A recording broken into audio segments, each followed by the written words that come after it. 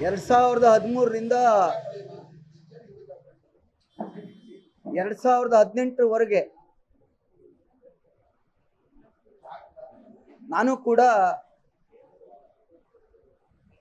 ಸನ್ಮಾನ್ಯ ಸಿದ್ದರಾಮಯ್ಯನವರ ಜೊತೆಯಲ್ಲಿ ಶಾಸಕನಾಗಿ ಅವರು ಮುಖ್ಯಮಂತ್ರಿ ಆಗಿದ್ದಂತ ಸಂದರ್ಭದಲ್ಲಿ ಕೆಲಸ ಮಾಡಿದಂತವನು. ಮತ್ತೆ ಕಾಂಗ್ರೆಸ್ ಮತ್ತೆ ಜೆಡಿಎಸ್ ನನ್ನ ನಾಯಕರಾದಂಥ ಕುಮಾರಣ್ಣರವರ ನೇತೃತ್ವದಲ್ಲಿ ಸರ್ಕಾರ ಆದಂತ ಸಂದರ್ಭದಲ್ಲಿ ಆಗಲೂ ಕೂಡ 11 ತಿಂಗಳು ಅವರ ಮಾರ್ಗದರ್ಶನದಲ್ಲಿ ಕೆಲಸವನ್ನು ಮಾಡಿದಂಥವ್ರು. ಆದರೆ ಇಂಥ ಒಂದು ವ್ಯವಸ್ಥೆ ನಾವು ಯಾವತ್ತೂ ಕೂಡ ನೋಡಿರಲಿಲ್ಲ. ಪಕ್ಷ ಯಾವುದಾದ್ರೂ ಆಗಲಿ, ನಾವು ಕೂಡ ಅವ್ರು ನಮ್ಮ ಜಿಲ್ಲೆಯವರು, ಅವ್ರನ್ನ ಗೌರವಿಸ್ತೀವಿ. ಆದರೆ ನಾವು ಎಲ್ಲಿಗೆ ಹೋಗ್ತಾ ಇದ್ದೀವಿ? ಗೃಹ ಸಚಿವರು ನೆನ್ನೆ ಹೇಳ್ತಾರೆ, ಏನು ಆ ಹೆಣ್ಮಗಳು ಶ್ವೇತಾ ಅಲ್ಲಿ ಹೋಗಿ ಸರ್ಕಾರಿ ನೌಕರಿ ಕೊಡ್ತೀವಿ,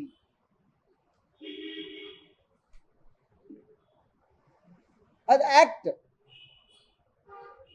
ಇವತ್ತಿಂದನೇ ಕೂಡ ಕೊಟ್ಕೊಂಡ್ ಬಂದಿರ್ತಕ್ಕಂಥದ್ದು. ನೌಕರ ತೀರೋದ್ರೆ ಅವ್ರ ಕುಟುಂಬಕ್ಕೆ ಕೊಡುವಂಥದ್ದು. ಆದರೆ ವರ್ಗಾವಣೆಯಾದ 7 ತಿಂಗಳಿಗೆ ಒಬ್ರು ಶಾಸಕರು, ಅವರ ಪುತ್ರ, ಅವ್ರ ಕುಟುಂಬದವರು ಒತ್ತಡಕ್ಕೆ ಡೆತ್ ನೋಟ್ ಬರೆದು ಅಥವಾ ಅವ್ರ ಶ್ರೀಮತಿಗೆ ವಿಚಾರ ತಿಳಿಸಿ ಸಾವನ್ನಪ್ತಾರೆ ಅಂದ್ರೆ ನಿಮ್ಮ ಆಡಳಿತದ ವ್ಯವಸ್ಥೆ ಎಲ್ಲಿದೆ?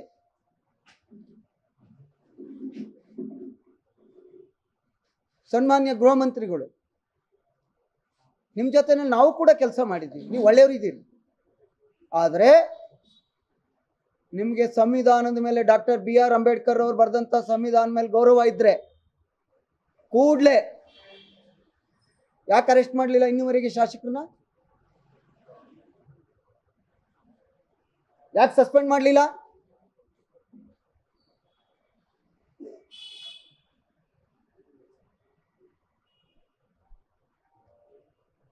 DG ಅವರೇ, ಏನ್ ಮಾಡ್ತಾ ಇದ್ದೀರಿ? ನಿಮ್ಮ ಪೊಲೀಸ್ನವ್ರಿಗೆ ಬೆಳಗ್ಗೆಯಿಂದ ಸಂಜೆ ತನಕ 24 ಗಂಟೆ ಕೆಲಸ ಮಾಡುವಂತ ನಿಮ್ಮ ನೌಕರರಿಗೆ ನೀವು ರಕ್ಷಣೆ ಕೊಡದೇ ಇದ್ರೆ ನೀವು ಸಾರ್ವಜನಿಕರಿಗೆ ಏನ್ ರಕ್ಷಣೆ ಕೊಡ್ತೀರಿ?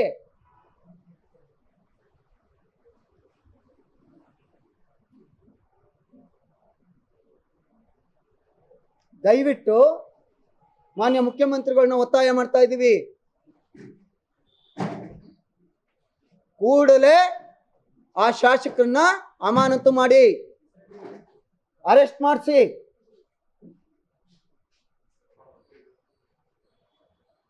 ಕೊಟ್ಟಿದ್ದೀರಾ CIDಗೆ? ಇಲ್ಲ ಐತಲ್ಲ ಇವತ್ತು.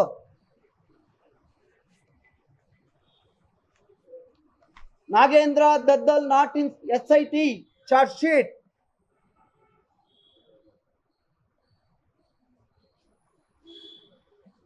ನನ್ನ 35 ವರ್ಷದ ಅನುಭವದಲ್ಲಿ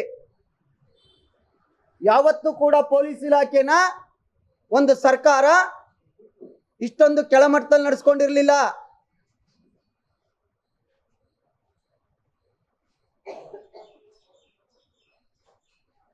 ಇದು SIT ಅಲ್ಲ, ಇದಾರೆ ಕೆಲವು ಒಳ್ಳೆ ಪ್ರಾಮಾಣಿಕ ಅಧಿಕಾರಿಗಳು. SSIT ಸನ್ಮಾನ್ಯ ಸಿದ್ದರಾಮಯ್ಯರವರು ಮತ್ತೆ DK ಶಿವಕುಮಾರ್ ಅವರು.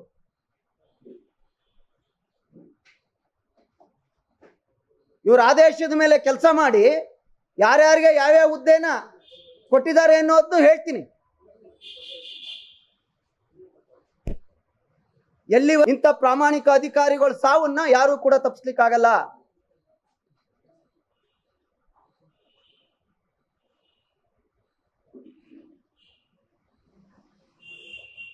ಇವತ್ತು ಇದ್ರನ್ನ ಚಾರ್ಜ್ ಶೀಟ್ ಇಂದ ಬಿಟ್ಟಿದ್ದೀರಿ.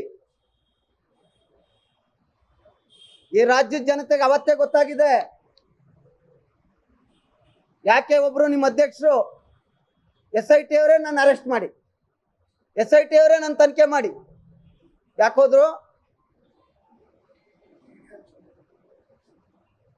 ED ಅರೆಸ್ಟ್ ಮಾಡ್ತಾರೆ ಅಂತ. ರೇವಣ್ಣವ್ರ ಕೇಸಲ್ಲಿ ಮೊನ್ನೆ ಚಾರ್ಜ್ ಶೀಟ್ ಕೊಟ್ಟಿದ್ದೀರಿ, ಇದರಲ್ಲಿ ಇಂಥ ತರಾತುರಿ ಏನಿತ್ತು ಅಂದ್ರೆ ನಿಮ್ಮ ಶಾಸಕರನ್ನ ರಕ್ಷಣೆ ಮಾಡುವಂತ ಕೆಲಸ. ದಯವಿಟ್ಟು ಈ ಕೆಲಸ ಮಾಡಿಬಿಡಿ. ನಾನೇ ತಪ್ಪು ಮಾಡಿದ್ರು ಕೂಡ ಈ ಕೆಲಸ ಮಾಡಿಬಿಡಿ, ನ್ಯಾಯ ಕೊಡಿ.